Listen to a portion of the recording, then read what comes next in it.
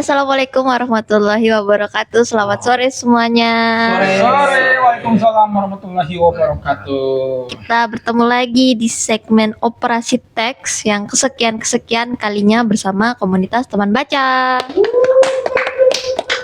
Kali ini kita akan mendiskusikan sebuah cerpen dengan judul yang sangat wah gitu. Judulnya adalah apa Bang Det? Maukah kau menghapus bekas bibirnya di bibirku dengan bibirmu? Karya. Hamzat Rangkuti. Yeay. Oke, langsung saja tanpa berlama-lama lagi. Kita mulai dari Kak Farhan, silahkan. Langsung Kak. Oke, Kau kan yang pertama.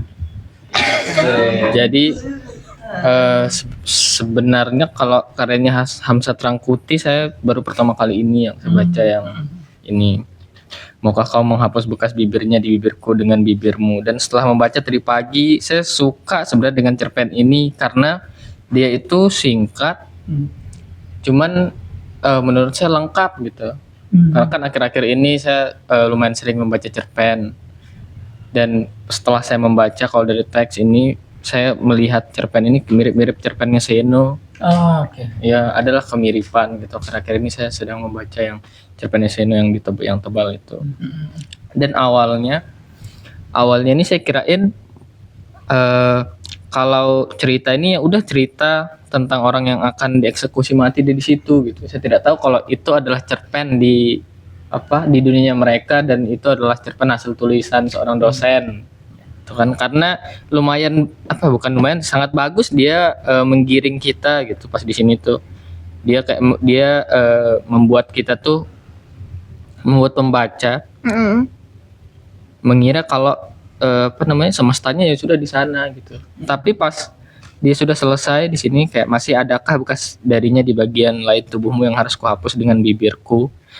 Terus setelah itu ada pergantian, langsung dia diganti suasananya dan tempatnya. Ternyata dari awal sampai setengahnya ini cuman cerita pendek gitu. Setelahnya kan ada kisah dosen sama mahasiswanya tuh. Dan kisah dosen sama mahasiswanya itu masih dia kait-kaitkan dengan cerpen ini. Itu yang saya suka di akhirnya itu, masih dia bilang, ditanya gitu kan apakah masih ada bekas lain di dirinya dia, padahal tidak ada, kan itu yang dari cerpen tadi gitu. Ya. Kalau dari segi story saya sangat suka karena dia menurut saya walaupun dia pendek cuman dia sangat lengkap, dan endingnya menurut saya sangat pas gitu. Baru pas di endingnya kita dikasih tahu kalau si cowok ini umurnya tuh 50 lebih dan si cewek ini baru 20-an gitu. Itu kan seperti kalau di society itu kan sangat tidak lazim. Iya. Gitu. Aku 54 dan kau 22 itu tidak mungkin. Mungkin kau Datuk Maringgi dan kau Siti Nurbaya. Dalam usia apa yang memaksamu? Entahlah, aku pun tak tahu gitu. Terus kami turun dari puncak bukit itu berpegangan tangan. Dia memegang erat jari-jariku dan aku memegang erat jari-jarinya. Kayak padahal di cerita ini mereka tuh cuman menjelaskan kalau akan hanya bersama selama 5 hari gitu kan.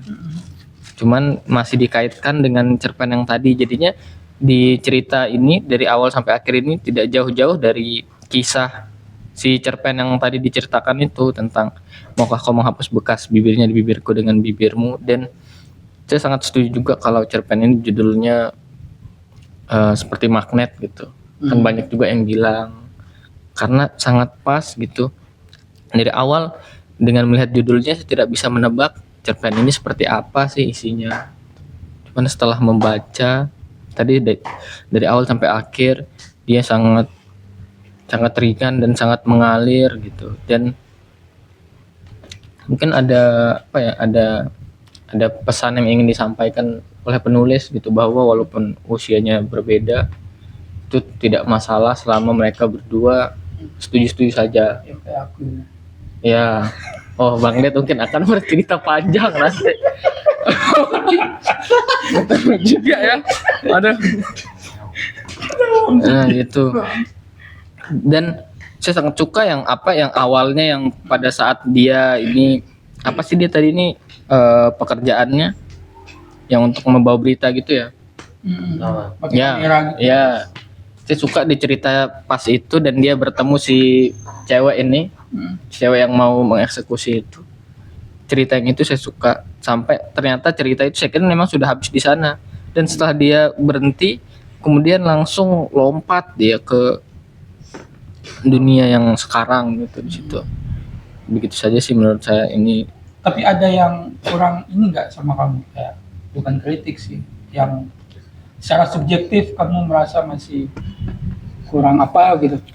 Nah, karena kan akhir-akhir ini kemarin tuh saya baru membaca, menurut saya kenapa dia mirip sama Seno ini, karena Seno tuh yang saya baca dari ceritanya Seno tuh ada lumayan banyak dia membawa tentang romansa gini. Oke. Ini kan Ya, romansa, romansa. ya romansa kan, dan tidak terlalu panjang dia, gitu.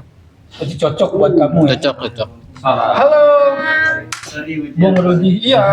Nah, gitu. Jadi menurut saya ini itu sih bagus dan Mending kamu kesini supaya kita cover Sini, Bang. semua. Ya. Atau di sini, Bung Rudi sini, Bung Rudi. Biar kelihatan sih bro. gitu saja. Saya tidak ada yang saya kritisi karena mungkin saya Pak. Iya. Oke, sip. Oke. Terima kasih atas apa namanya Siapa? pendapat Kak Farhan. Oh, Kita lanjut ke Bang Ded, silakan. langsung aku. Yang kesini. Aduh, luar biasa.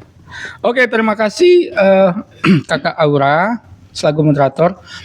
Sebelum saya membahas secara ringkas cerpen ini, saya melakukan seperti biasa ya. Saya menyampaikan semacam pertanggungjawaban dulu. Kenapa cerpen ini yang saya pilih untuk kita bedah. Sebagaimana yang saya taruh di caption di IG, bahwa setidaknya ada dua tujuan kenapa kita kenapa kita semestinya membedah cerpen ini. Pertama ya tentu saja untuk mengenang sastrawan-sastrawan kita gitu kan, yang bagus-bagus gitu, mengenalkan Hamzat Rangkuti, karena saya tahu teman-teman juga nampaknya sepertinya kurang akrab ya, seperti Farhan tadi juga baru yang pertama. Dan yang kedua juga memperkenalkan model-model narasi, model-model tema yang banyak dibahas oleh sastrawan-sastrawan lama kita gitu. Seperti apa sih cerpen-cerpen lama kita gitu, walaupun udah lama-lama banget sih ini kan, 90-an kan gitu, masa reformasi gitu. Jadi itu sih pertanggungjawabannya kenapa cerpen ini dipilih. Jadi bukan karena selera pribadi saya, enggak gitu. Boleh sampai Alwijo pun kan Ya, baru benar. sekarang dia kaget, padahal kita sudah dari lama gitu ya. Setidaknya buat saya sudah dari lama pengen cerpen ini kita bedah. Kan kemarin kan sempat tertunda, kemudian kita ganti dengan cerpen yang lebih ini gitu. Nah, jadi itu pertanggungjawabannya teman-teman kenapa cerpen Hamzat Rangkuti. Jadi tambahan sedikit soal profil. Hamzat Rangkuti ini lahir tahun 43 dan meninggal tahun 2008 ya. Ya. 2008 atau 2018? Kalau nggak salah sekitar itu, 2018 mungkin. Dan beliau meninggal karena sesuatu penyakit yang bisa dibilang sekarat selama tiga bulan gitu. Begitu terkenalnya sosok ini bukan sebagai sastrawan saja, bahkan sebagai sastrawan pun dia dikenal oleh banyak orang yang bukan sastrawan sekalipun, sampai sekelas wali kota Depok juga datang menjenguk beliau gitu, Hamzat Rangkuti. 2018 ya 2018. Nah, jadi Hamzat Rangkuti ini ya sebagaimana kita tahu namanya Rangkuti itu kan sangat Minang banget ya gitu. Nah, di situ makanya ada kata Minang juga ya, sangat Minang. Dan Hamzat itu sebetulnya adalah gabungan dari namanya sendiri, nama ayahnya sama nama ibunya. Nah, Hamzat, jadi namanya dia sebetulnya Hashim Muhammad Rangkuti. Nama bapaknya adalah Muhammad Saleh Rangkuti. Kemudian nama ibunya adalah Jamila. Cuman kan penulisan Jamila model dulu DJ kan, DJ jadi jadi Hamzat gitu. Hamzat Rangkuti. Dia mengaku bahwa dia terinspirasi dari Buya Hamka. Hamka itu kan dari Haji Abdul Malik Karim Amrullah, disingkat Hamka, kayak gitu. Jadi itu sedikit profil beliau. Ini salah satu upaya kita untuk mengenang sastrawan dan mengenang sastrawan-sastrawan kita gitu. Supaya referensi kita bukan Trillier saja gitu ya teman-teman ya. Gitu. Oke, saya mulai ke pembacaan saya. Saya tidak akan panjang ya. Pertama, mungkin saya tidak akan banyak mengulik secara intrinsik gitu. Karena seperti yang dibilang Farhan ya, cerpen ini unik, asik gitu kan. Aku setuju banget sama dia. Ini menurutku secara gaya itu Hamzat banget, karena saya juga pembaca karya-karyanya Hamzat dari sejak mahasiswa. Gayanya dia memang kadang nakal seperti ini gitu.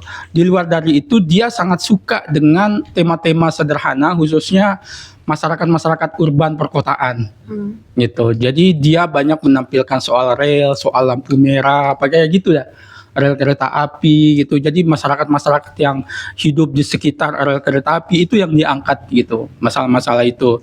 Nah, cuman di cerpen yang ini itu sangat heboh. Jadi bisa dibilang Hamzat itu tidak banyak dikenal namanya, tapi judul cerpennya ini justru lebih banyak dikenal daripada namanya sendiri. Gitu, Hamzat Rangkuti gitu. Nah, kembali lagi ke itu. Jadi saya tidak akan banyak ke intrinsik. Intinya aku sangat suka gitu. Gayanya Hamzat itu sudah bulat banget di sini gitu. Sehingga aku akan lebih ke ekstrinsiknya gitu. Ke kajian-kajian di luar teks, menghubungkan dengan soal kultur, dengan soal wacana gender dan segala macam. Di depanku itu aku coba baca ini juga untuk mencoba menggeledah cerpen itu gitu. Nah, pertama, cerpen ini ditulis kalau di situ titi mangsanya itu di bagian akhir itu kayu tanam, itu berarti nama tempat ya. Di kayu tanam 1997 katanya. Yang walaupun di sumber lain menyebut 98 gitu. Aku nggak tahu yang mana yang benar gitu ya. Apakah memang dia ditulis 97 tapi baru diterbitkan 98 oleh Kompas, itu nggak tahu. Ya intinya 2 tahun ini itu kan berdekatan ya. 97 98 gitu.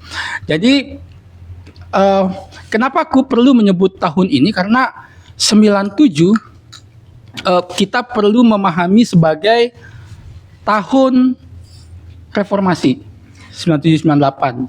Itu kan masa-masa pergolakan sosial. Nah, kalau di lapangan intelektual kita tahu bagaimana ide-ide tentang multikulturalisme, ide-ide tentang wacana gender segala macam itu nggak banyak dapat ruang untuk didiskusikan. Sehingga dalam konteks itu, dalam kondisi itu, cerpen ini menjadi unik pada masa itu. Gitu. Kalau sekarang barangkali ya nggak unik, dalam artian bahwa kita secara bebas bisa membicarakan soal gender, soal isu ini, multikultur segala macam.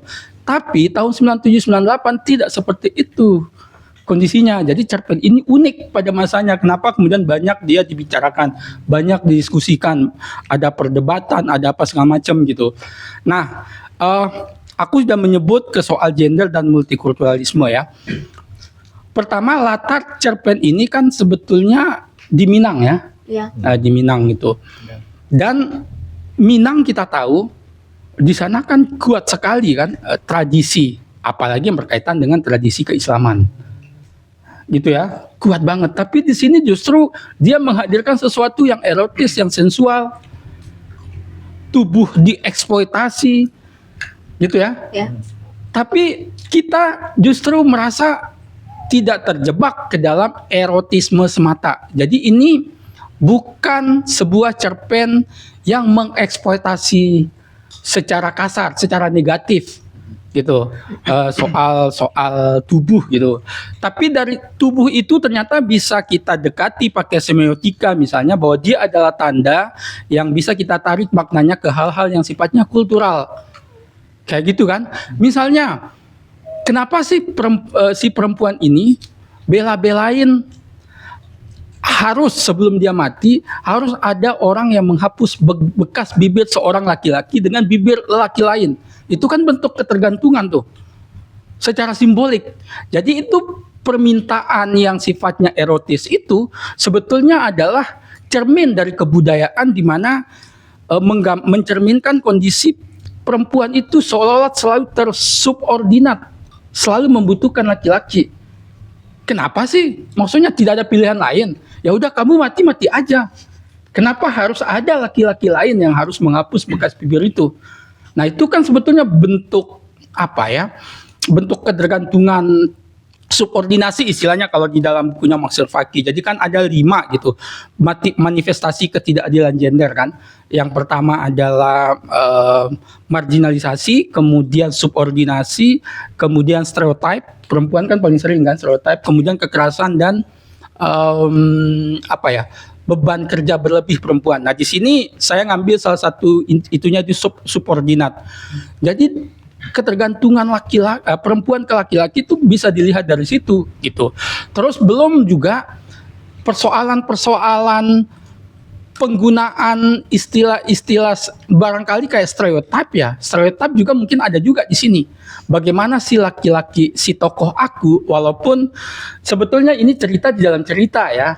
Gitu, cerita di dalam cerita. Jadi babak pertama itu sebetulnya bukan cerita nyata di dalam cerpen ini, tapi cerita nyatanya sebetulnya ada di babak kedua, kayak gitu. Jadi itu strategi yang cakep banget. Jadi seolah-olah kita ada 2 cerita yang berbeda, padahal enggak gitu. Nah, di dalam cerita ini kita akan melihat bagaimana stereotype atau citra perempuan hubungannya dengan tubuhnya itu sangat erotis, sangat sensual. Coba lihat dari bagaimana dia menyebut misalnya ketika dia membawa kamera ada pemandangan yang fantastis. Tubuh perempuan fantastis. Coba istilah yang dia pakai tubuh perempuan adalah fantastis. Nah, itu kan sebuah stereotype gitu kan, sebuah citra gitu. Gitu. Belum lagi misalnya bibir yang sensual yang pakai lipstick itu. Menggambarkan aksi yang apa. Jadi semua citra-citra perempuan yang sangat patriarkial gitu, patriarkis gitu, itu ada semua di situ gitu. Nah, terus secara kebudayaan juga menarik. Aku nggak tahu ya, teman-teman barangkali tidak membaca karya klasik gitu. Padahal karya klasik misalnya yang Datuk Maringgi dan Siti Nurbaya itu sangat sangat kuat sangat kuat untuk jadi bahan kita mendiskusikan soal kebudayaan Minang khususnya ya. Nah, jadi barangkali kita bisa diskusikan di lain waktu atau kalau ada waktu nanti kita coba selipkan diskusi soal itu nanti ya. Tapi setelah semua selesai gitu. Itu menarik. Karena itu kebudayaan yang menggambarkan tentang perbedaan umur satu misalnya ya. Datuk Maringgi sama Siti Nurbaya, kemudian perbedaan kelas juga yang walaupun di sini nggak disebut. Jadi aku bicara soal di luar teksnya ya.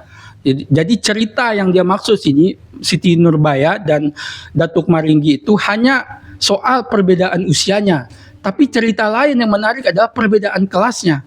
Kan di sini kan ada Samsul Bahri kan, yang kemudian meninggal gitu. Berdua Datuk sama Datuk Maringgi bertengkar gitu kan, berkelahi gitu, ya udah dua-duanya terluka dan meninggal gitu. Siti Nurbaya sendiri gitu. Jadi berbeda dengan Ratu Mandalika ceritanya. Nah jadi ada kayak semacam wacana multikultur juga di sini diselipkan. Yang menarik adalah ini yang menarik. Kenapa dia menghadirkan sosok Chechen? Dia Tionghoa loh, di Minang pula. Yang latar belakangnya sangat tradisional dan sangat Islami gitu. Dia hadirkan sosok Chechen. Ini kan menarik banget gitu. Itu dia adalah perwakilan dari masyarakat Tionghoa. Apakah yang dia maksudkan dia menyelipkan pesan bahwa Tionghoa juga salah satu dari masyarakat kita seharusnya hadir dalam cerpen gitu ya. Barangkali juga Tionghoa mau ada titipan pesannya, titipan maknanya bahwa orang Tionghoa juga baca cerpen loh. Kayak gitu. Nah, yang menarik di cerpen ini sebetulnya ya, ini hanya tafsiran kita ya, sebetulnya ya, bahwa cerita di atasnya di babak pertama itu sebetulnya cerita yang dibacakan oleh si ini gitu. Tapi memang kuat sih tanda-tanda gitu. Tapi yang menarik adalah proses kreatifnya dia secara estetis di dalam cerpen yang di bagian terakhir itu ketika mereka berguling-guling di rumput, mereka kayak mengulangi obrolan yang ada, dialog yang ada di dalam cerpen yang dibacakan itu. Nah, di sini kan menurutku letak entropinya. Kalau dalam semiotika entropi itu kayak misteri gitu. Kita belum tahu karena nggak lengkap tandanya. Karena pertama, apakah Cecen itu sama nasibnya dengan cerpen yang dibacakan di bagian atas, atau hanya mereka sedang bermain-main dengan cerpen itu?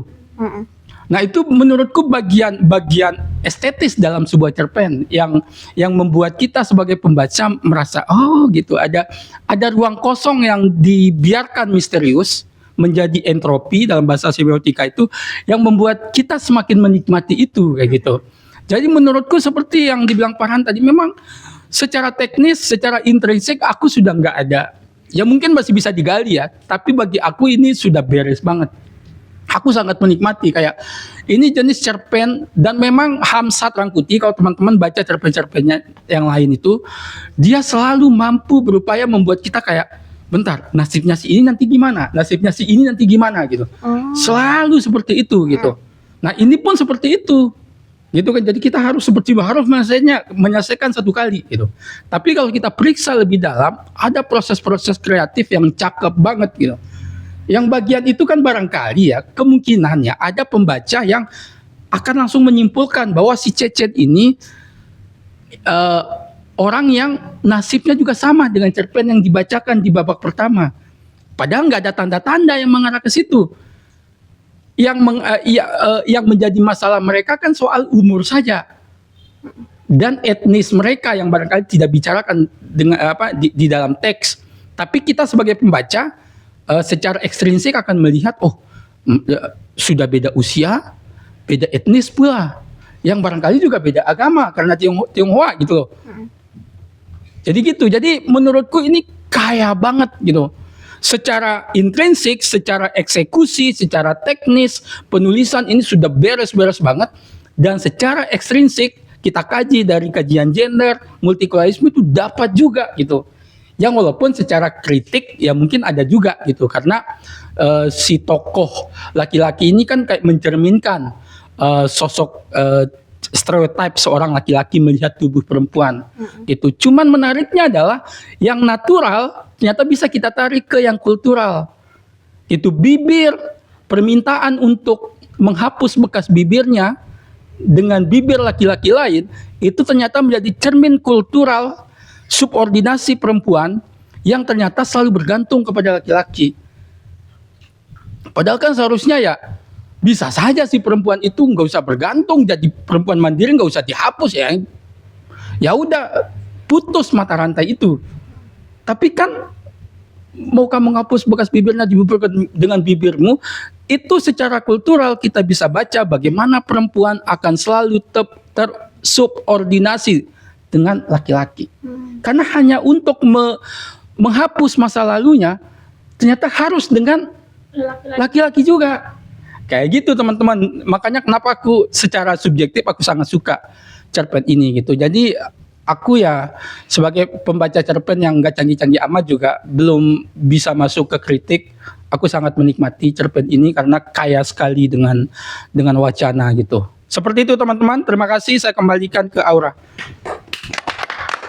Terima kasih penjelasannya Bang Ded yang sangat sangat membuka pikiran saya juga. Kayak banyak yang membuat saya kayak, oh iya ya benar, ada kaitannya dengan stereotip gender gitu.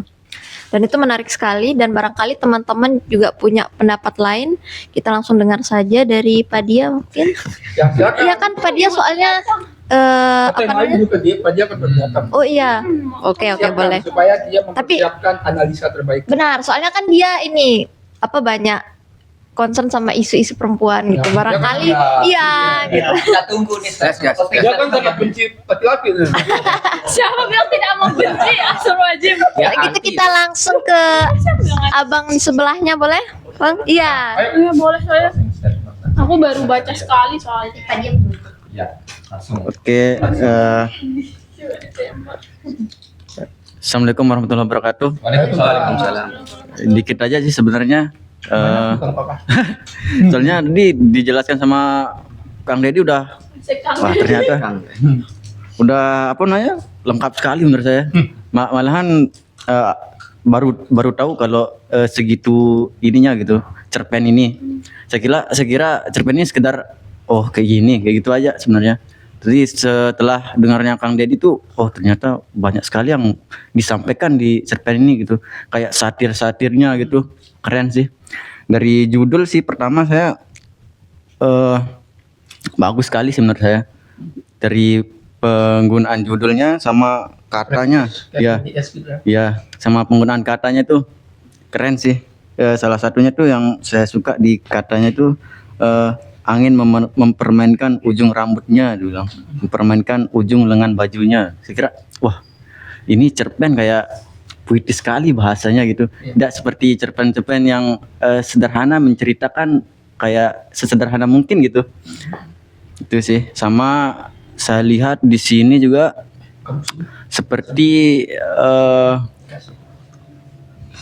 menceritakan bahwa kejadian saat ini juga kan jadi menceritakan apa yang terjadi pada Gen Z lah terutama salah satunya seperti percintaan gitu dikit-dikit galaunya itu wah ngeri sekali mau bunuh diri gitu itu sih saya lihat juga wah kenapa Seperti Pak Jia. oh Oh, itu sih sayang sekali juga saya lihat orang-orang seperti itu karena masih banyak kan orang-orang yang masih suka sama dia gitu orang-orang yang peduli sama dia seperti keluarganya gitu teman-temannya kan tidak segampang itu untuk melakukan mati konyol sih menurut saya sama apa ya di sini saya juga saya bacanya sekitar 3 kali Kang Ded.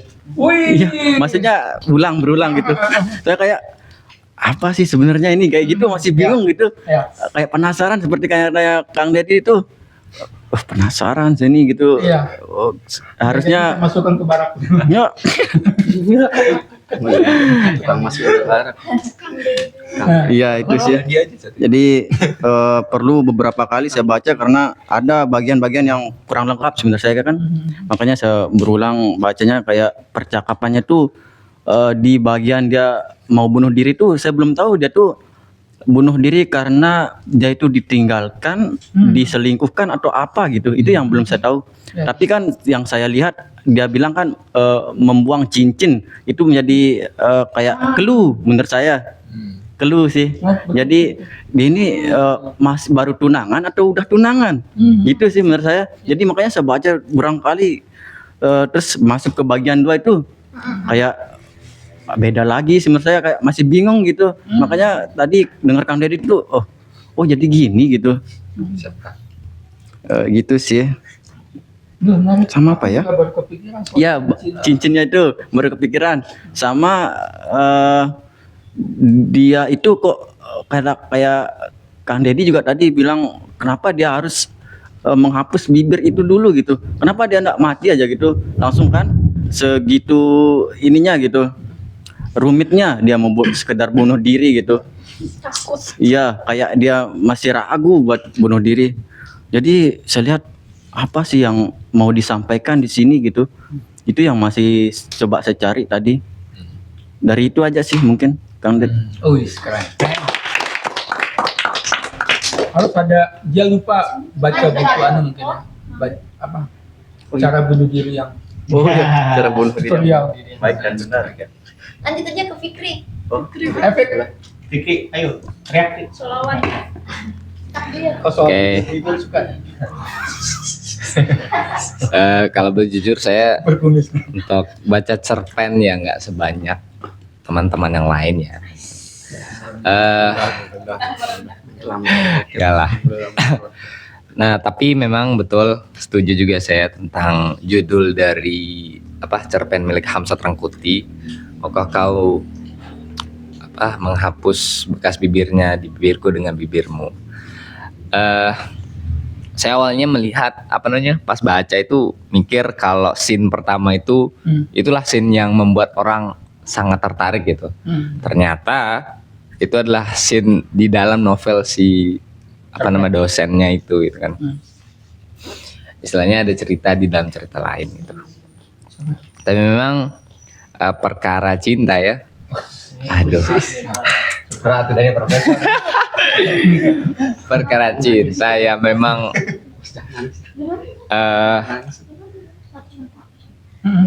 kita merasa bahwa tentang cinta itu suatu hal yang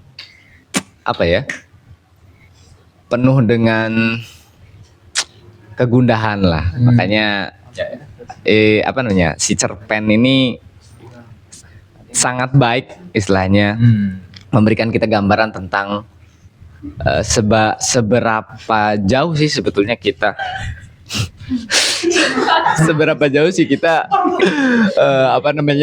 ketika kita sudah mencintai seseorang gitu. Akhirnya kita tuh kayak harus balas dendam gitu, harus kayak pokoknya Itu nilai. gimana biar sebetulnya tidak perlu kita untuk membalas dendam kalau udah putus gitu. Tapi entah kenapa kalau namanya orang lagi sakit jiwa maksudnya ketika cinta sudah hadir gitu. Ketika sedang jatuh cinta itu langsung aja yang segala hal menjadi tidak masuk akal. Dan untuk dari bahasanya sih, bahasa Hamzat Rangkuti itu tidak sulit untuk dipahami ya. Cuman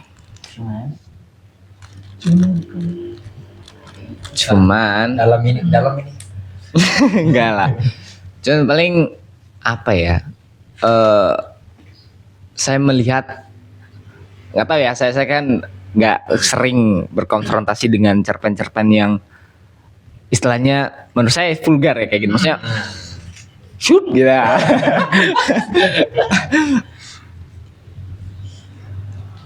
Apa lagi ya? Aku boleh bertanya nggak? Apa itu? Kamu kan punya latar teater ya? Ya. Nah, cuman aku sempat merasa kamu boleh koreksi kalau salah ya. Oke. Gitu. Kok aku merasa mungkin karena ada pengaruh bahasa Minang yang agak cerewet, kayak teatrikal gitu dialog-dialognya. Iya. Bener nggak sih kalau menurutmu? Iya sih, betul. Menurut saya ini bisa juga untuk misalkan dibuat kecil-kecilan gitu ya. Iya. Mungkin kayak drama gitu. Karena memang scene-nya juga bagus-bagus ya. Maksudnya even menurut saya secara pribadi masih terasa vulgar gitu, tapi ada kesan indahnya juga gitu. Berarti bisa di panggung dia ya. Kamu punya bayangan nggak kalau ini dipanggungkan bisa aja? Bisa menurut saya karena pemilihan kata-katanya juga istilahnya menarik gitu. Menurut saya ya ketika itu di drama. Sampai perempuannya telanjang bisa juga? Aduh itu Nggak bisa? bisa sebenarnya.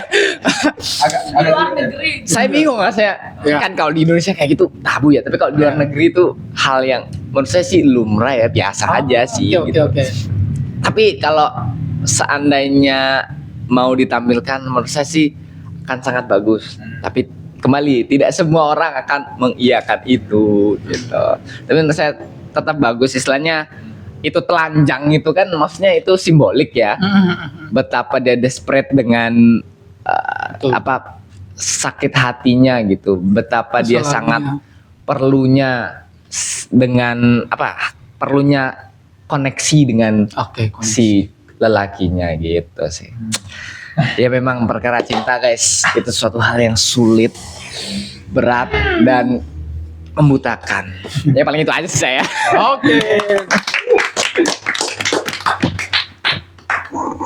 Oke, terima kasih Kak Fikri dan tadi juga siapa Bang?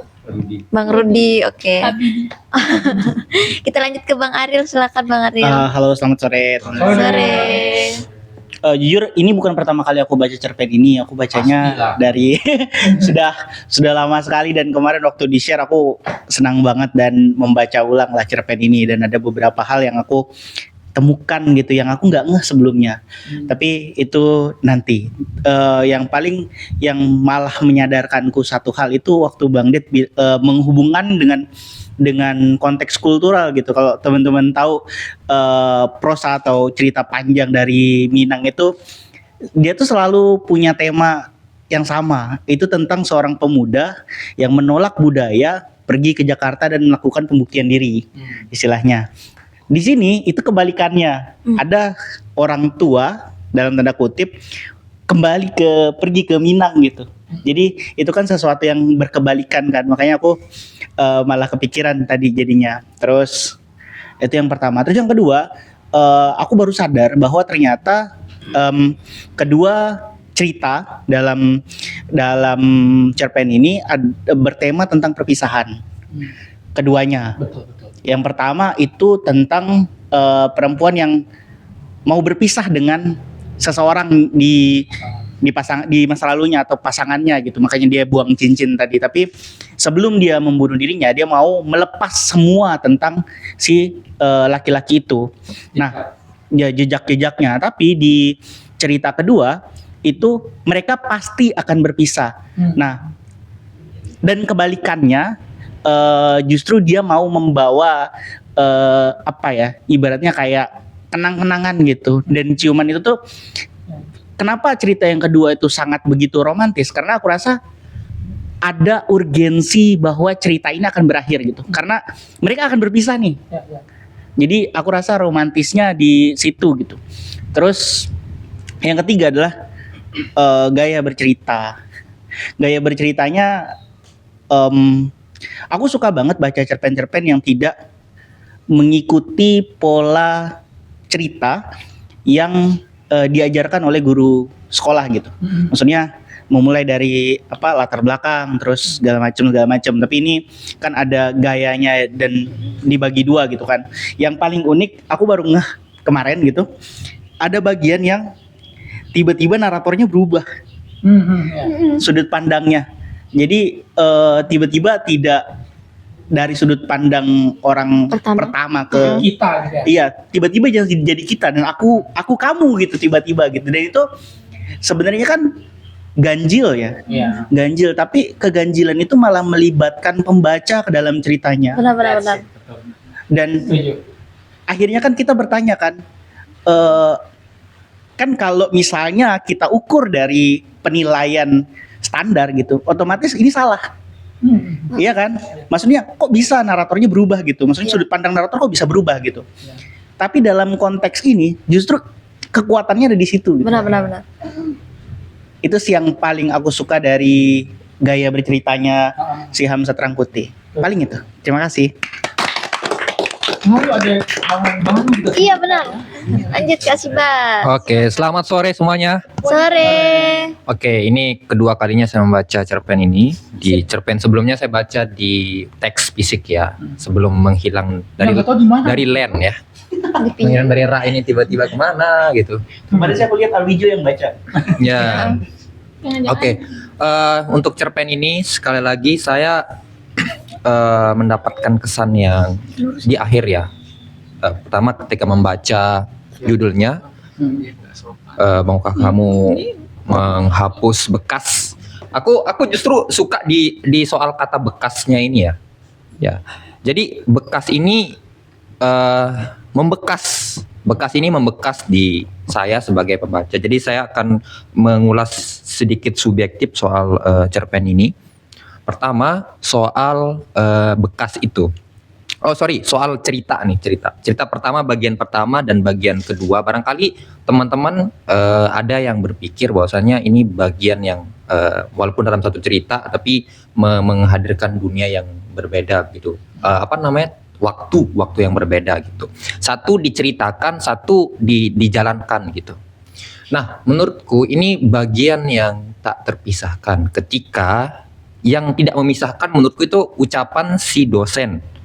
Ketika dia pertama kali mengatakan, si Chen bertanya, loh apa lanjutan ceritanya nih? Gitu. Apa lanjutan ceritanya? Nah kemudian si pengarang atau si dosen inilah kita sebut mengatakan, ya cerpennya ya yang melanjutkan tuh kalian pembacanya gitu. Yang melanjutkan tuh pembacanya. Dan dia si dosen yang bercerita, yang mempunyai cerpen ini juga di dalam dunia nyata di bagian kedua menjadi orang, bukan menjadi apa namanya istilahnya itu, dia yang melanjutkan cerita itu dengan si Chen ini. Itu yang menarik menurutku. Jadi transisi itu seolah-olah tidak ada menurutku. Transisi itu seolah-olah tidak ada di transisi ketika pertanyaan Chen mengatakan apa kelanjutan ceritanya gitu. Ya pembacanya yang melanjutkan gitu. Nah, pembacanya siapa? Ya mereka dua juga nih. Si tokoh utama di bagian kedua ini melanjutkan cerita.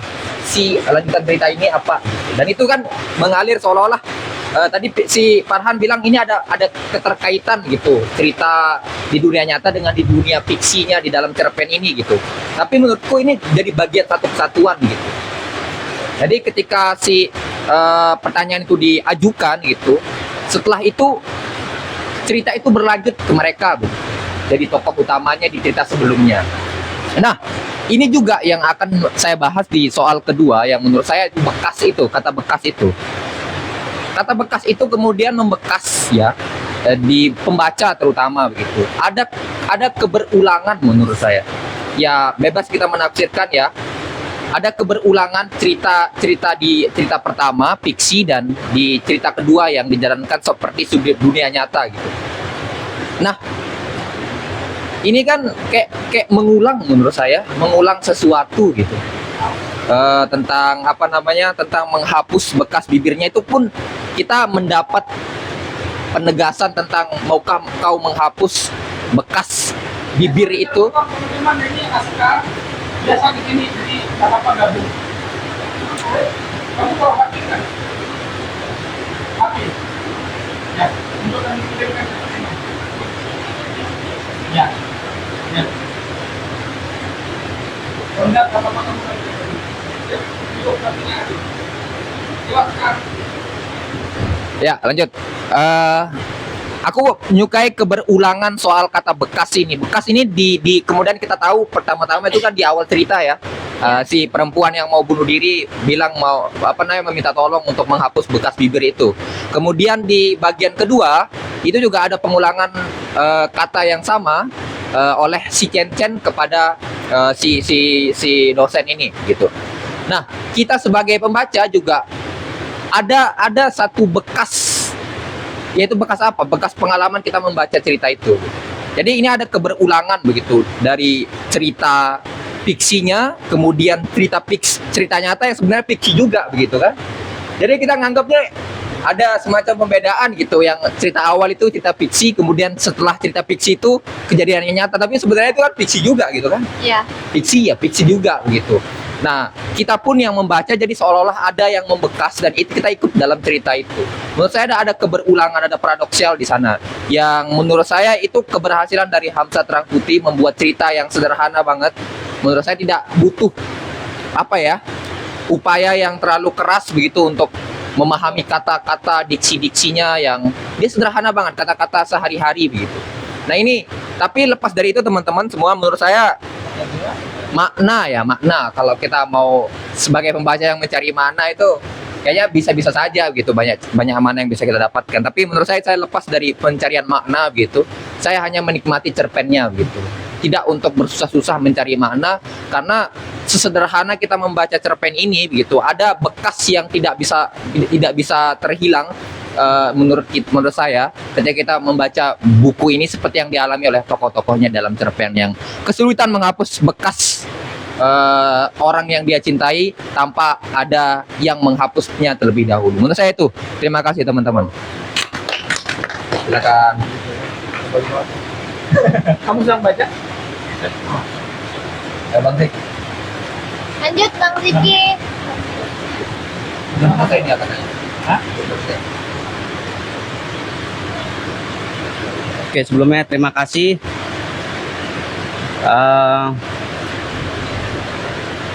Ini novel.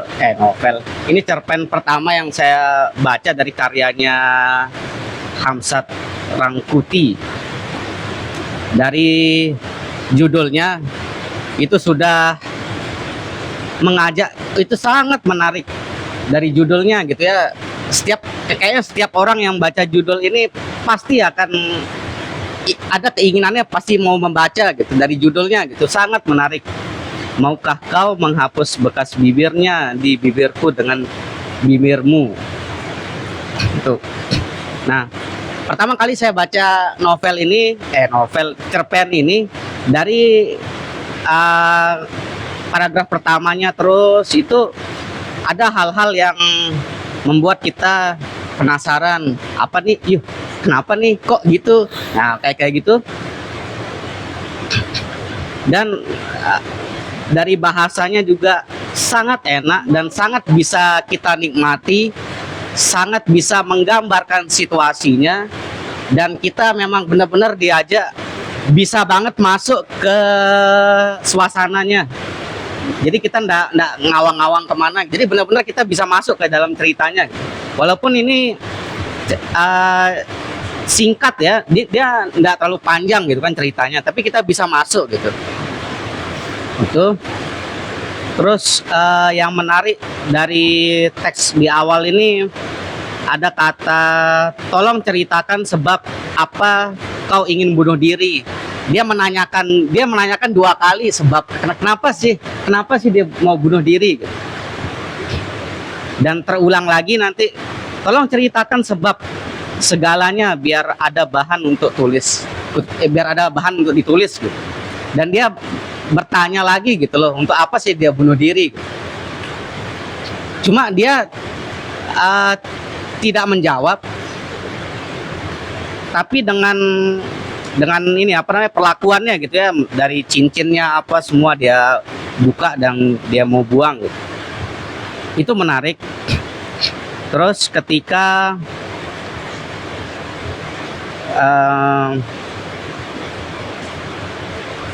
dia mulai membuka kancing-kancing bajunya, itu benar-benar dia ingin melepas bekas orang sebelumnya gitu. Benar-benar ngelepas yang sekosong-kosongnya gitu. Dan itu tergambarkan sekali gitu. Dia bisa mengajak kita masuk gitu ke situasinya. Terus yang menarik dari cerpen ini, kayak tadi ya sudah jelasin sama teman-teman, kalau dia menceritakan, jadi cerita di atasnya sama di bawah ini saling berkaitan. Itu jadi fiksi yang diceritakan secara fiksi gitu, ada fiksi dalam fiksi. Itu menarik. Dan yang paling saya suka gitu di sini tuh ketika di akhirnya, kayak tadi sudah dijelasin sama Bang Aril juga, kalau naratornya berubah gitu, dia ngajak kok ada aku kamunya gitu. Itu benar-benar kita diajak masuk gitu ke dunia mereka gitu.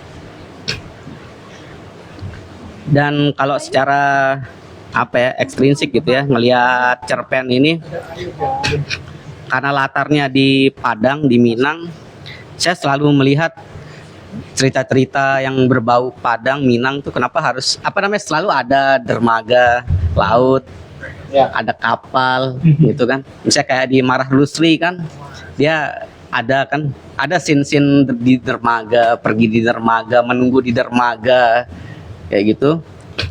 Dan tujuannya pasti ke Jakarta. Ada selalu tujuannya, orang-orang tuh pasti ke arahnya ke ibu kota, ke Jakarta. Adalah kunci. Gitu. Terus di novel-novel yang pernah saya baca juga yang terkait, yang berbicara tentang Minang, selalu ada kapal di situ. Kayak Hamka juga ada kapal di situ. Terus di Stovia juga ada kapal di situ. Yang hari ini pada sebuah kapal. Minang nggak sih? Minang ya? Nggak tahu ya. Oh gitu. Ada sebenarnya selalu ada itu. Terus caranya penulis membawakan cerita ini memang beda sih dengan cerpen-cerpen yang lain. Dia menggabungkan dua layer yang berbeda nih, itu keren sih. Maksudnya kita bacanya nikmat sekali cara bacanya. Tanpa apa ya, kita baca cepat juga pelan, cepat, sekali baca kita sudah ngerti gitu. Itu terus yang menarik di sini seorang dosen gitu ya yang apa ya, maksudnya romansanya dengan seorang mahasiswa yang usianya jauh gitu. Di sini dia mengibaratkan Datuk Maringgih dan Siti Nurbaya. Itu mengingatkan saya sama Marah Lustri tadi gitu ya. Terus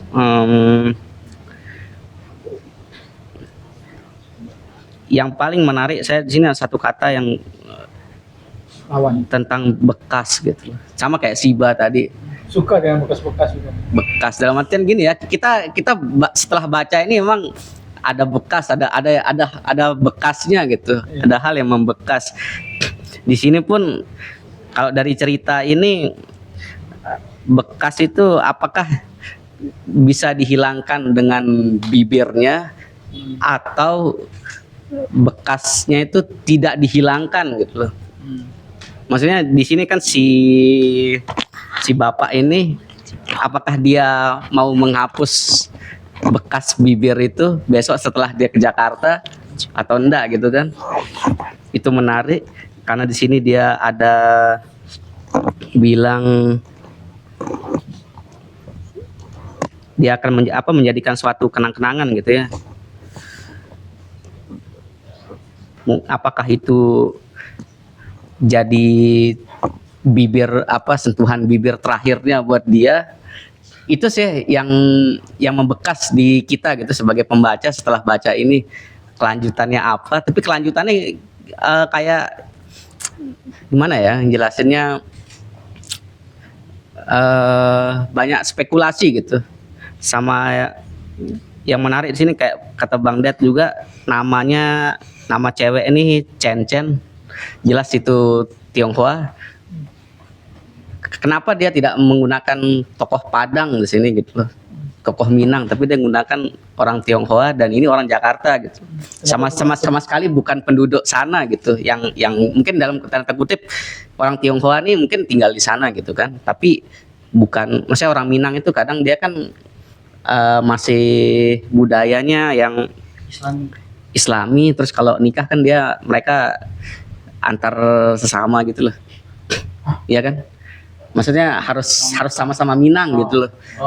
Gitu kan? Nikahnya gitu. Nah, di situ mungkin si penulis ingin mengajak kita kalau di Padang itu ada loh orang selain etnis Minang juga hidup dan tinggal di sana gitu. Dan di sini juga dia menceritakan detail lokasi-lokasi di Padang gitu, lokasi-lokasi. Saya sempat nyari juga apa sih ini nyari, emang lokasinya bagus-bagus semua gitu.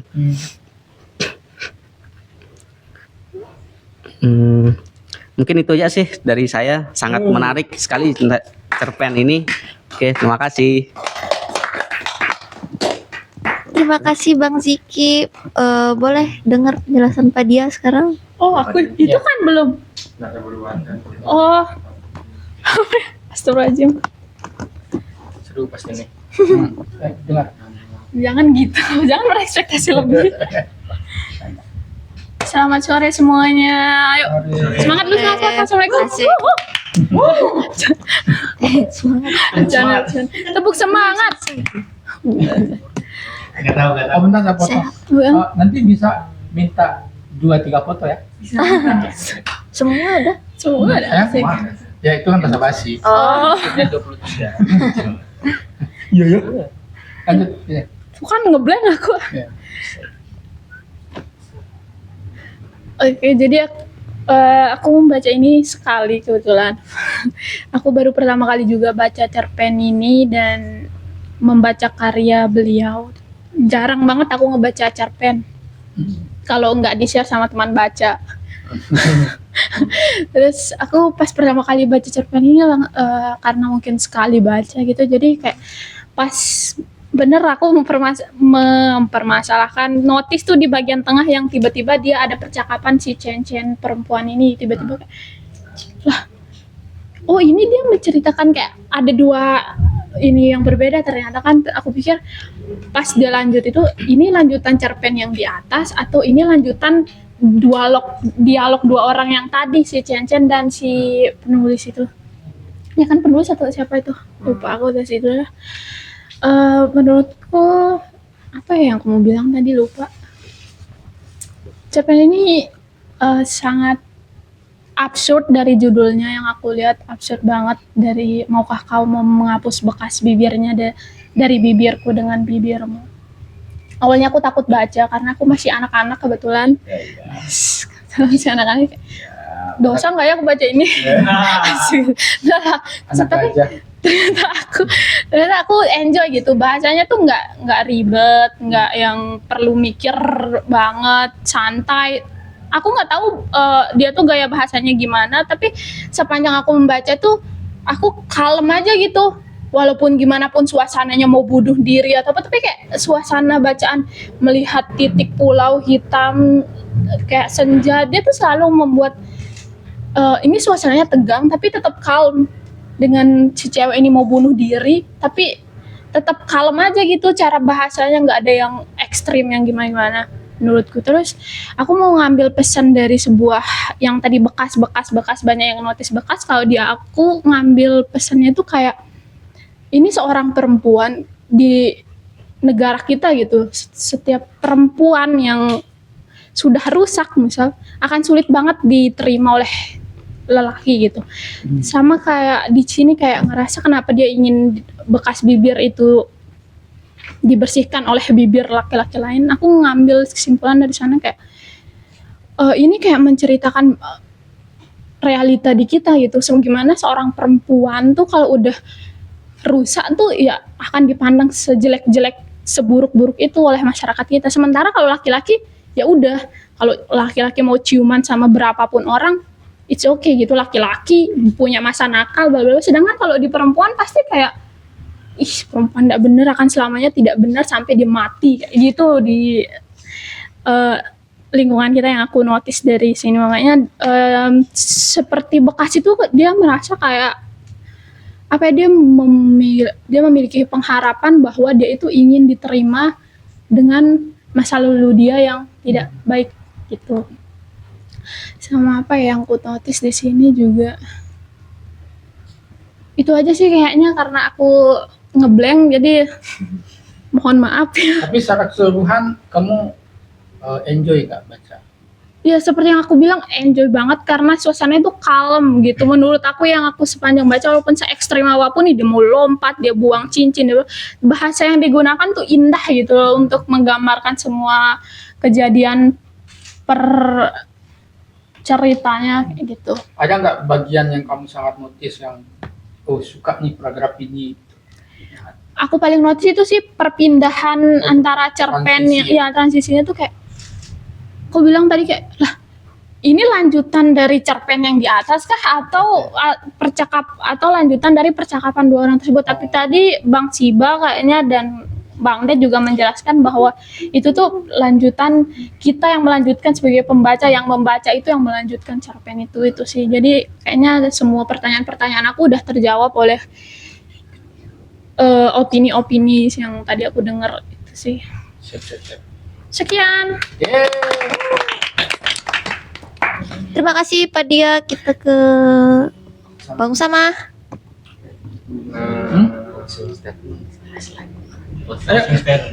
Saya belum ingat. Ya kalau begitu dia dulu. Oh iya. Oh ya udah. Oke, terima kasih moderator. Iya sama-sama. Jadi, oke, jadi sama seperti teman-teman semua, bahwa menurut saya judul dari cerpen ini yang berbunyi maukah kau menghapus bekas bibirnya di bibirku dengan bibirmu, karya Hamzat Rangkuti itu sangat menarik, sangat seksi gitu, terus dan juga apa ya, sangat memancing pembaca gitu. Nah, pada saat pertama saya membaca cerpen ini, awalnya saya kan dia apa namanya dia tuh ada cerita dalam cerita kan. Yang pertama itu saya tidak tahu apa sih fungsinya dia kasih cuplikan cerpen di awal itu gitu. Setelah saya baca lagi ada bagian dialog yang mengatakan bagaimana kelanjutan cerpen lisan itu. Kau yang harus melanjutkannya, kalian para pendengarnya. Jadi kayak seolah-olah oh ternyata di situ tuh yang menunjukkan fungsi dari cerpen itu seolah-olah ada jembatan antara cerita fiksi yang di awal dan juga pada babak kedua yang ceritanya tuh adalah real gitu. Yang saya suka di sini sama seperti Bang Ariel tadi mengenai sudut pandang kita itu. Tapi saya yang membuat saya suka itu adalah kita seolah-olah dia berceritanya tuh dengan si Cecen itu karena kan kita itu apa namanya? Kalau saya sama Pak Dia kan kami. Kalau misalnya saya ngomong ke Bang Ariel kita berarti berdua gitu kan. Nah, jadi ada kita dan kami di situ. Kita tuh saat dia seolah-olah bercerita dengan si Cecen kekasihnya dia dan ketika kami baru dia cerita ke kita pembaca gitu. Itu saya sangat suka, sangat romantis sekali gitu menurut saya. Lalu setelah itu hal yang saya soroti lagi adalah dialog pada halaman keempat atau halaman terakhir ini yang bagian kelapa itu kita belah, kau sebelah dan aku sebelah. Alangkah indahnya semua itu. Kenangan itu akan kubawa pulang. Lalu ada dialog lagi terakhirnya, maukah kau menghapus bekas bibirnya di bibirku dengan bibirmu, yang dimana itu kan merujuk ke cerpen yang pertama. Tapi kita nggak tahu nih siapa yang bilang maukah kau menghapus bekas bibirnya di bibirku dengan bibirmu, karena nggak ada di teks itu. Jadi nggak tahu siapa yang bilang, apakah si ceweknya atau cowoknya. Itu yang membuat saya agak bingung, barangkali nanti bisa didiskusikan gitu sama teman-teman. Ya maksud saya inginnya sih terang gitu, siapa sebenarnya ingin bekas bibirnya tuh dihapus gitu. Boleh? Ya, Boleh. boleh banget. Enggak, karena pas bagian itu kan dia ada tiga bundel tuh. Jadi kan A B A kan. Tapi kelapa itu kita belah, kau sebelah dan aku sebelah. Angka-angka indahnya semua itu adalah orang yang sama dengan yang mengatakan maukah kau menghapus bekas bibirnya di bibirku dengan bibirmu, karena dia berpindah kan. Kan si A ngomong kelapa itu kita belah, kau sebelah dan aku sebelah. Terus yang B ngomong kenangan itu akan kubawa pulang. Nah kata kenangan itu akan kubawa pulang itu menandakan bahwa yang ngomong kenangan itu akan kubawa pulang itu adalah si cowoknya, karena cowoknya mau pergi. Aku rasa sih begitu. Pas bagian kenangan itu akan kubawa pulang. Karena dia mau pulang kan. Makanya aku rasa sih mau kamu menghapus bekas bibirnya dengan di bibirku dengan bibirmu itu Cen-Cen yang ngomong. Oke. Menurutku sih. Terima kasih. Oke, terima kasih Bang Ariel itu. Oh iya, sorry. Ada juga yang bagian yang menunjukkan kalau si Cecen yang ngomong maukah kau menghapus tuh. Saya baru lihat di sini yang bagian si aku ini bertanya, masih adakah bekas yang lain di bagian tubuhmu yang harus kuhapus dengan bagian tubuhku? Ini menurut saya romansa yang dewasa gitu. Iya, sebenarnya dia kalau ketika membacanya secara alur tuh ringan menurut saya, cuma secara dialog lalu intensitasnya itu sangat dewasa gitu. 18 tahun ke atas. Iya. Itu jadi bagaimana penulis membangun suasana itu sangat saya suka gitu. Ada terlihat dia kalau itu adalah percintaan orang dewasa gitu. Itu dari saya, sekian, terima kasih. Lanjut Bang Usama. Gas sudah siap dia. Perkenalkan, nama saya Usama. Jujur saya baru membaca cerpen ini pada 5 menit menjelang kegiatan ini dimulai. Jujur saya jarang sekali membaca cerpen. Malah yang saya pikirkan itu saya membayangkan diri saya sebagai yang akan memotret si wanita itu. Apa yang akan saya lakukan? Menarik. Itu yang dari tadi saya pikirkan. Dilema sekali. Kalau saya maju, apakah benar ancaman wanita itu akan turun? Lalu kalau saya diam, kalau dia turun, apakah saya tidak ikut bersalah? Ini saya kira tidak ada pilihan benar dan salah mungkin ya di antara itu. lompatlah itu. Nanti kita pikirkan lagi. Terus yang kedua, ini ada apa? Ada penggalan kalimat. Mana dia? Yang di bagian serpihan kabut menyapu wajah kami bagaikan serbuk embun dipercikan. Apakah kita akan keluar dari kepompong kabut ini sebagai sepasang kupu-kupu? Ini seperti apa ya? Ayo apa- Bang asik. Seperti ada dua orang yang sudah putus asa atau entah ada kebingungan dengan nasib mereka ini. Lalu udah kebingungan entah sampai apa ya, sampai bingung sekali sampai dah pasrah, entahlah, berikan Tuhan yang ngurus gitu. Lalu dia mengharapkan keajaiban, tapi pada akhirnya keajaiban itu kan dia tahu sendiri bahwa itu sulit gitu. Ya ini seperti kebingungan saya ini, apalagi tadi tentang saya berhayal saya di posisi tukang potret yang akan memotret si wanita itu. Sekian mungkin dari saya, terima kasih.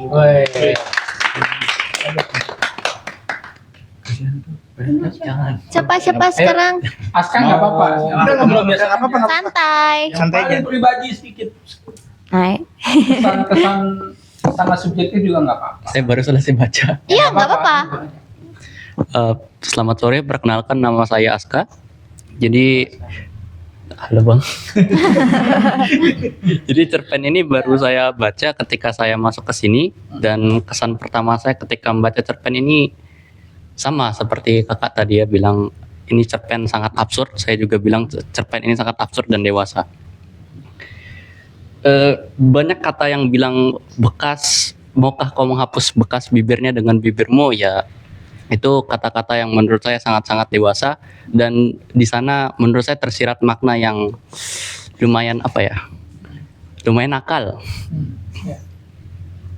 Karena di sini dia mau membersihkan segalanya sebelum dia mau pergi. Jadi kayak ibaratnya dimandiin dulu sebelum dia meninggal. Oh, Terus kalau bagian selanjutnya saya kurang paham ya, soalnya pas dia time skip maksudnya kayak gimana ini? Beda banget soalnya. Terus di bagian akhir saya malah mikirnya dia balik lagi ke ke cerpen yang di awal gitu. Mungkin itu aja, soalnya saya juga kurang ngerti. Nggak apa-apa, santai aja di sini. asik. Ada mau nanya dulu Aska. Oke, ini udah selesai ya. Ya. Ada nggak cerpen atau karya fiksi, novel segala macam yang kurang lebih seperti ini gitu? Komik nggak apa-apa? Iya nggak apa-apa. Ada komik namanya The Boys Abyss. Itu Boys Abyss. Oke. Jurangnya laki-laki, itu mirip kayak ini. Soalnya ceritanya tuh tentang cewek datang ke kota mau bunuh diri, terus cowoknya ditawarin ikut. Agak beda sih tapi. Terus ya, banyak dramanya. Oke. Tapi endingnya mengecewakan, soalnya nggak jadi bunuh diri. Tapi kamu baca cerpen nggak Aska? Jarang-jarang sih baca. Jarang ya, lebih banyak novel ya. Lebih banyak novel. Kalau cerpen yang terakhir saya baca dari Edogawa Ranpu sama itu yang I must scream but I have no mouth. Oke, ya. Kamu nonton Bunga Stray Dog ya? Iya sih. Saya nggak terlalu suka tapi. Oke, ke moderator, ini waktu kita masih lama sebenarnya. Ini mungkin diskusi saling melempar. Menurutku harusnya ada ya. Barangkali kita mulai diskusi ringan gitu ya. Siapa tahu teman-teman ada hal yang dirasa perlu didiskusikan dan dibingungkan dan membutuhkan semacam sudut pandang baru dari teman-teman yang lain. Gimana? Om Zeki nyebut-nyebut Coba. Maksudnya dari teksnya gitu ya, enak sekali rasanya kalau kita bikin monolog gitu. Oke. Dari teksnya kayak indah gitu dimonologin gitu. Bagian yang pertama atau Sampai habis. Kayaknya asik sekali gitu ya. Jadi gini teman-teman, sebetulnya operasi teks kali ini kita mau bikin agak berbeda. Ada. Tadinya mau di belakang, nanti akan ada dramatic reading dari Fikri. Tapi kita semua kan pada sibuk kan, saya juga sibuk, nggak sempat mengingatkan dia. Cerpen saja baru saya ingatkan Andin untuk bikin ini. Memang nggak sempat, tapi memang betul, karena saya sudah membayangkan kalau ini dramatic reading bagus banget. Apalagi Fikri yang punya latar belakang teater kan, gitu. Waktu itu sempat ya kita ayo gitu ya, tapi waktu ternyata udah mau Jumat gitu. Coba. Coba. Ayo. Gas. Kita saksikan dramatical reading oleh Fikri. Silakan Fikri. Jadi sambil kita kasih waktu dia untuk nyari latihan 5 menit sambil kita diskusi dulu. Oh, oke. Diskusi dulu. Ya. Tapi tetap Kamu latihan, dulu ya. yang mana yang sebagus. Jadi nggak usah semuanya kan, bagian yang paling bagus. Semuanya dah. Bagus sekali itu asli. Apa kita obrolin? Cerita cerpen yang mirip. Aku soalnya tadi mau nanya ke Bang Ariel ya, tapi aku lupa ya. Soal cerpen ini, tapi aku lupa. Coba yang lain dulu. Pak Dia terlalu singkat ini mau. Kamu Aku bacanya sekali terus kayak aku lagi tiduran terus kurang baca. greget gitu. Bagaimana kamu melihat perempuan yang digambarkan sangat stereotype gitu kan, bahwa tubuh perempuan itu fantastis. Kemudian coba lihat bisa bantu aku nggak bagian ada yang aku soal bilang tadi. lipstick itu. Lipstick. Di awal banget ya. Ya untuk menandai bagian mana yang sangat stereotype gitu. Ciumannya itu. Bentar. Bisa dibacain nggak? Coba. Selimut mana? Wanita membiarkan sekelilingnya. Yang ada orang mau Yang mana? nutupin. Oh, Enggak, yang bibir itu loh. Ya, di situ dan tempatnya. Yang lipstick.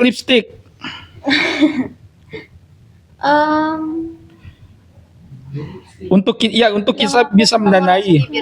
Iya, memoles bibirnya seperti aksi. Berwarna merah. yang mana? Ini Seperti aksi apa gitu. Mana? aku tersentak mendengar permintaan itu. Ya. Sangat Oh. mengejutkan.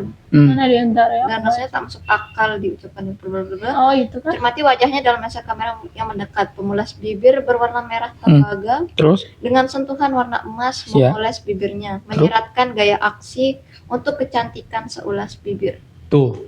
Bentar, aku Jadi nggak nemu. apa ya? Oh, Jadi semua itu kan sebenarnya tidak sederhana ya, menggambarkan sesuatu yang kultural sebetulnya. olehnya Gitu, betul nggak sih? terasa Gitu. datang Jadi dari orang yang sedang fisik, bibir dan segala macam yang seharusnya sifatnya fisiologis, dia ketika diberikan soal embel-embel fantastis, tubuh yang fantastis, menggambarkan aksi apa tadi itu? Gaya aksi yang Untuk kecantikan seulas untuk kecantikan. Jadi lipstick itu bagi si tokoh yang notabene adalah laki-laki, lipstick itu bukan sekadar kayak ya memang pemoles saja, tapi dia sebut sebagai gaya aksi untuk kecantikan. Kayak gitu. Jadi ya memang kelihatan kayak netral gitu ya, nggak seperti yang tadi tubuh perempuan fantastis gitu. Jadi ini kan bias pandangan laki-laki terhadap tubuh perempuan kayak gitu. Jadi kayak mengarah ke bagaimana sih laki-laki melihat tubuh perempuan yang seharusnya natural gitu kan, mengarah ke sesuatu stereotip seksual kayak gitu. saya digambarkan sangat nafsu di sini. Tuh kan? Gitu. Padahal konteksnya adalah si perempuan ini mau bunuh diri. Benar. Oh, Pak Dia? Dia tiba-tiba tanggung jawabin dia. Iya, iya. tembak Iya, iya. Dia mau bunuh diri, terus iya bener ya. digambarkan Aku si tersentak orang yang mau mendengar permintaan itu. menghapus ini kan nafsunya juga ikut di situ kan. Ya. Iya. Aku juga suka gaya bahasanya yang menurutku Melayu banget. Beda dengan sastrawan-sastrawan yang dari Jawa gitu. Gaya narasinya tuh pasti beda. Gitu. Ini kayak Melayu banget, misalnya namamu Cecen. Sangat tidak Minang. Ya.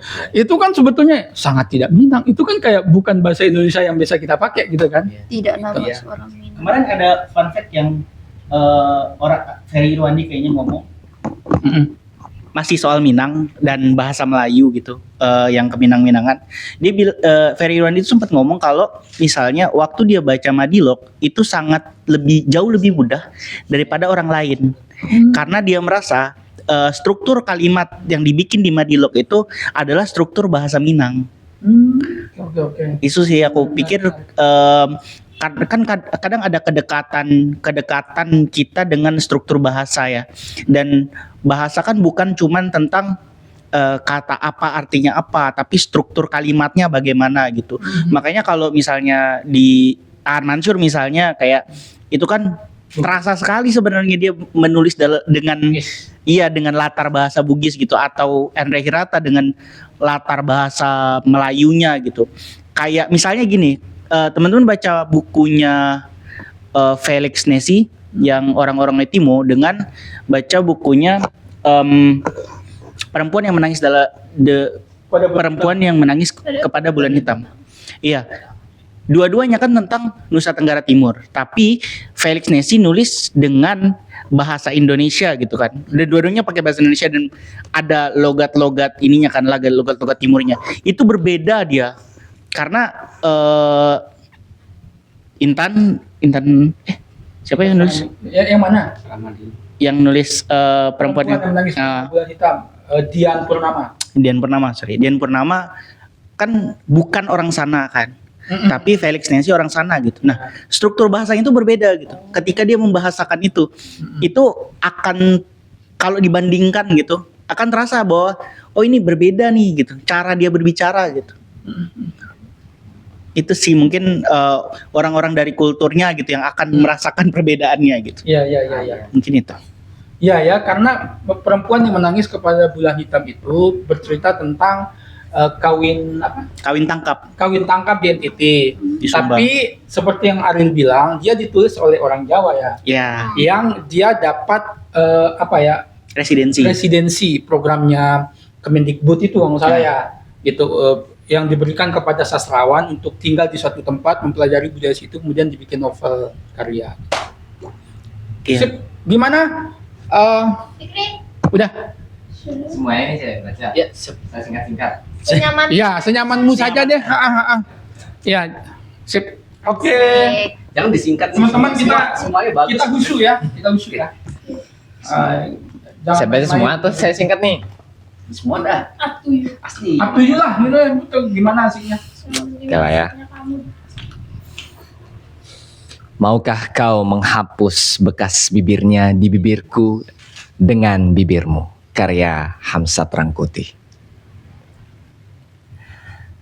Seorang wanita muda dengan sikap mencurigakan berdiri di sebuah lantai sebuah kapal. Sedang bersiap-siap untuk mengadakan sebuah upacara, yaitu upacara kematiannya. Namun, dia terlihat oleh beberapa anak buah kapal dan salah satunya berdalih untuk memotret dan menulisnya agar ia dapat diselamatkan dari bencana yang akan ia lakukan, yaitu bunuh diri. Sang lelaki berkata, tolong ceritakan sebab apa kau ingin bunuh diri. Ia memancing wanita tersebut, namun wanita itu tak memperdulikannya dan terus memandang ke depan.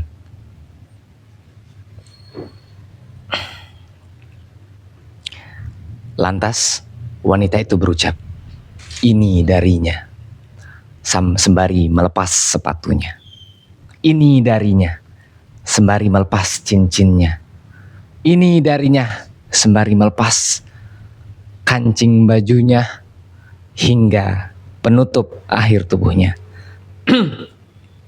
Wanita itu berucap bahwasanya aku ingin mati tanpa ada satupun bekas dari sang pasangan masa lalunya.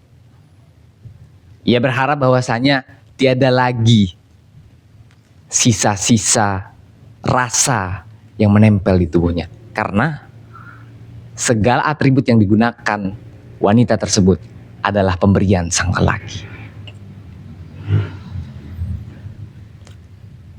Pria itu kebingungan dengan apa yang dilakukan perempuan itu.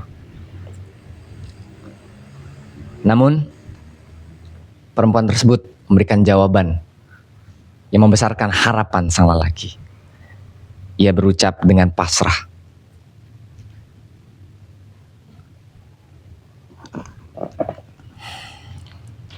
Ternyata tidak segampang itu membuang segalanya. Ada sesuatu yang tidak bisa aku buang begitu saja. Terdiam, akhirnya sang wanita berkata, bekas bibirnya. Bekas bibirnya tak bisa aku buang begitu saja. Lantas wanita itu berpaling kepada sang lelaki. Ia berkata, tak akan kubiarkan bekas itu terbawa ke dasar laut. Maukah kau menghapus bekas bibirnya di bibirku dengan bibirmu? Tolonglah, tolonglah aku melenyapkan segalanya. Teman-temannya berucap, lakukan, lakukan. Lantas perempuan itu kembali berucap, tolonglah, tolonglah aku menghapus segalanya. Jangan biarkan bekas itu tetap melekat di bibirku dalam kematianku di dasar laut. Tolonglah. Lantas teman-temannya memberikannya selimut karena keadaan wanita itu sedang telanjang, dan mereka berdua di dalam selimut itu sembari lelaki itu mengucapkan, masih adakah bekas darinya di bagian lain tubuhmu yang harus kuhapus dengan bibirku? Saya Cecen, Pak, kata seorang wanita memperkenalkan dirinya setelah sang dosen menceritakan sebuah cerpen. Terima kasih, namamu Cecen. Tidak nama seorang Minang. Perempuan itu tertarik dengan cerpen yang disampaikan oleh bapak itu. Bagaimana kelanjutan cerpen itu, Pak? Nah, maka sang dosen menjawab, kamulah yang harus melanjutkan cerita itu. Sejak itu, sang dosen dengan mahasiswi memiliki hubungan yang dekat. Yaitu mereka pergi berjalan-jalan ke berbagai tempat. Dan pada akhirnya, dia sampailah pada hari terakhir, yaitu mereka berjalan-jalan di sebuah tempat, yaitu di kayu tanam. Mereka akhirnya duduk di sebuah hamparan rumput berbukit. Di antara rumah gadang pajangan dalam ukuran yang sebenarnya. Selama 5 hari, siang dan malam, mereka tidak pernah terpisahkan. Malam duduk berdekatan di warung-warung membiarkan kopi dingin sambil berpandang-pandangan. Sang dosen berkata, aku mendengar proses kreatifmu, sedang kau mendengarkan riwayat dan asal-usul tempat-tempat yang akan kita kunjungi besok pagi.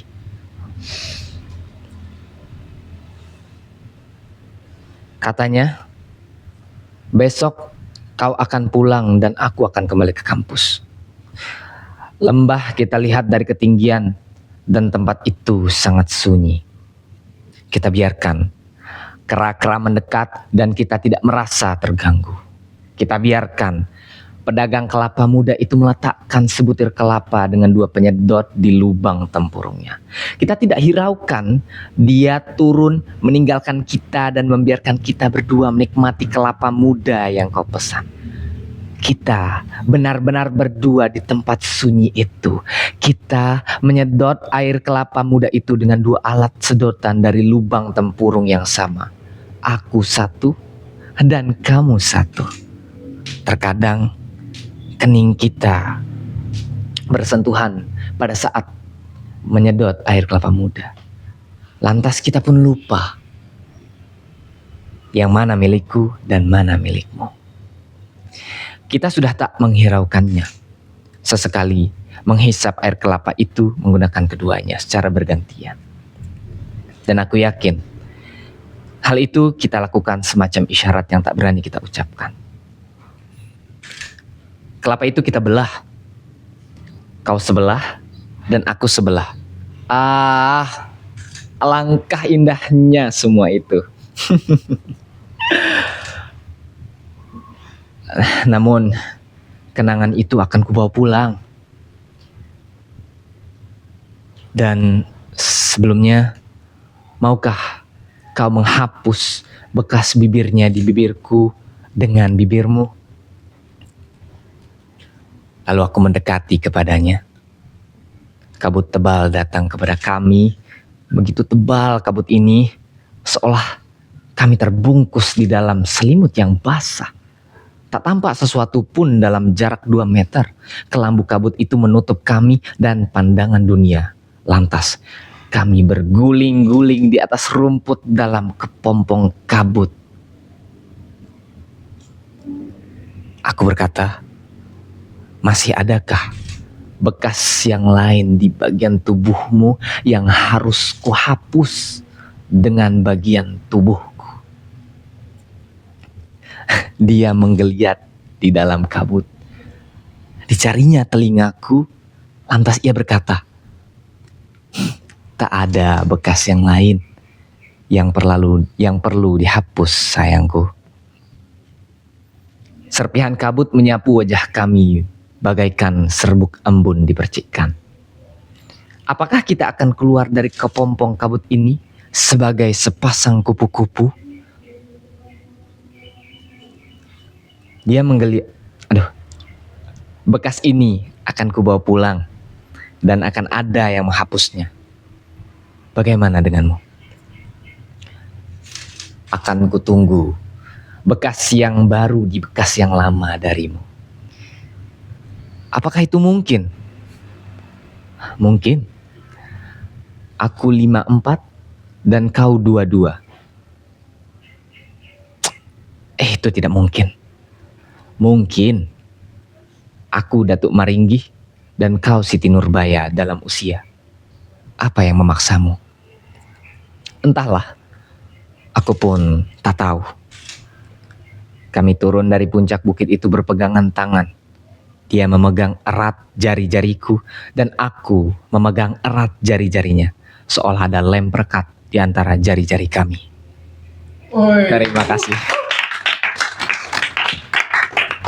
Bayangkan kalau ada persiapan lebih lama lagi ya. Padahal itu baru dia cuma mempersiapkan 5 menit sudah segitu gitu. Oke. Oh ya. Sebelum aku tutup aja. Oh iya. Oke, terima kasih Fikri sudah menampilkan dramatical reading. Walaupun 5 menit membaca dan persiapan, tapi itu sudah cukup keren. Kita tepuk tangan buat Fikri. Yeay. Bang Net ada mau disampaikan? Oke. Teman-teman, ini operasi teks sudah berjalan 2 bulan lebih ya. Dan kita membahas cerpen, membahas esai dari cerpen-cerpen yang mudah tanda petik gitu. Dan sekarang sudah mulai menanjak pelan-pelan ke yang agak rumit. Begitupun dengan esai. Nah, barangkali ke depan kita akan coba yang lebih rumit lagi gitu. Nanti kita akan coba cari ya, Om Ariel mungkin nanti bisa bantu. Kita coba carikan mungkin yang klasik. Ini kan sudah Indonesia. Berarti cerpen berikutnya harus cerpen non Indonesia gitu. Gitu ya teman-teman ya. Jadi barangkali juga kita akan coba sebulan ke depan akan mulai membahas esai-esai yang panjang banget barangkali kan. 20 sampai 30 halaman mungkin.